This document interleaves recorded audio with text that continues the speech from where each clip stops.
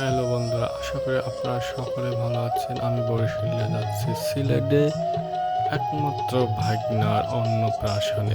পদ্মা সেতু পার হয়ে চলে যাচ্ছি সিলেটে।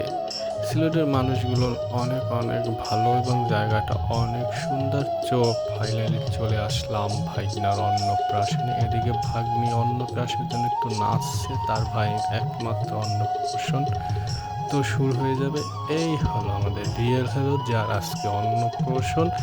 তো এই হলো খাবারের মেনু, যেখানে একদম নিরামিষ প্রসাদ রয়েছে। ভাগ্নে অপেক্ষা আছে কখন তার মুখে ভাত দেবে। ফাইনালি ভাগ্নার মুখে ভাত দেওয়া হয়ে গেল।